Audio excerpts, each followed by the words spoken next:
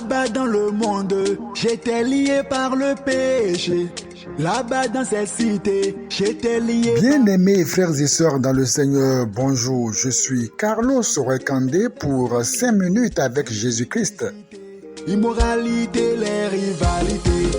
Le thème que nous abordons aujourd'hui est 1 plus 1 égale à 2. 1 plus 1 font 2.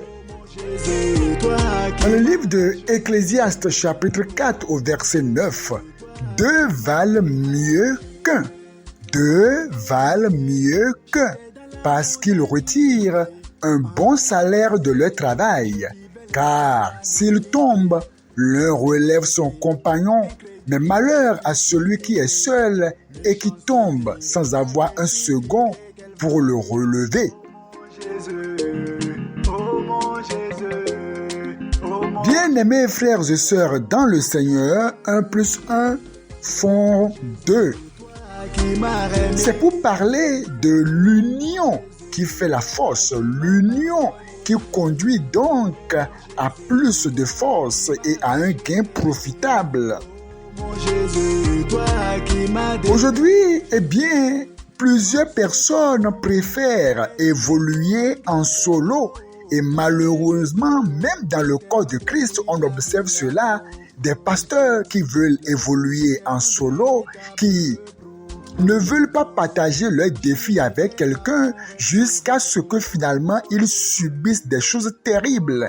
Des leaders, des dirigeants, des personnes de haut rang, mais qui ne veulent pas parfois s'allier à des personnes pour que leur fardeau soit déchargé et finalement ils subissent.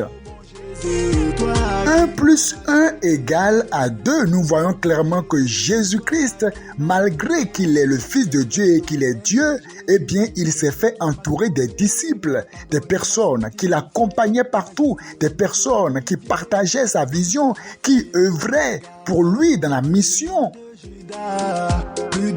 Des personnes donc qui le soutenaient. C'est important de comprendre que 1 plus 1 font 2 et d'arrêter de vouloir évoluer toujours en solo. Sinon, vous allez être détruit, vous allez vous détruire vous-même.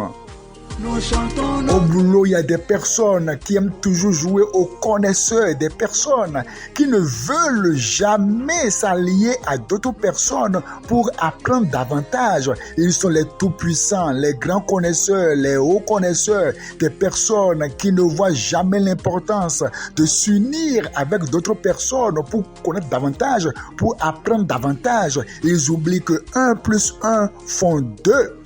Notre liberté, nous voulons crier jubilé. Vous devez apprendre à vous entourer des personnes qui partagent la même vision que vous, des personnes qui vont vous aider dans la tâche, des personnes qui vont vous soutenir. Regardez même l'apôtre Paul qui dit « Priez pour moi, afin qu'il me soit donné lorsque j'ouvre la bouche de pouvoir annoncer hardiment les mystères de la parole de Dieu. » Paul demande qu'on puisse prier pour lui.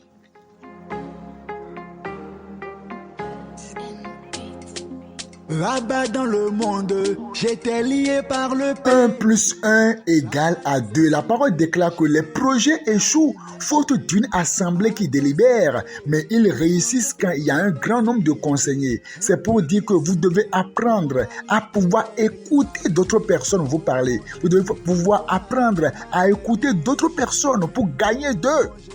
Vous devez pouvoir apprendre à ouvrir vos oreilles pour apprendre d'autres personnes. Même si on est le chef, apprenez à écouter, à prendre conseil, car les projets échouent faute d'une assemblée qui délibère. Mais quand il y a un grand nombre de conseillers, les projets réussissent. Dans cette cité, incrédulité, cupidité. 1 plus 1 égale à 2. Avec qui t'allies-tu? Est-ce que tu as de bons partenaires dans tes affaires? As-tu de bons partenaires? Il y a des personnes qui, par exemple, pour entreprendre une activité, ne veulent jamais rester avec une autre personne pour pouvoir apprendre, pour pouvoir avoir des connaissances supplémentaires dans ce domaine-là. Et ils s'y lancent seuls, puis connaissent une chute, un échec terrible. 1 plus 1 font 2, c'est pour vous dire que vous devez apprendre à créer des partenariats gagnants. Des partenariats gagnants, vous unir avec des personnes bien sûr. Des personnes que dont vous avez l'assurance que ces personnes partagent la même foi que vous. Des personnes qui réellement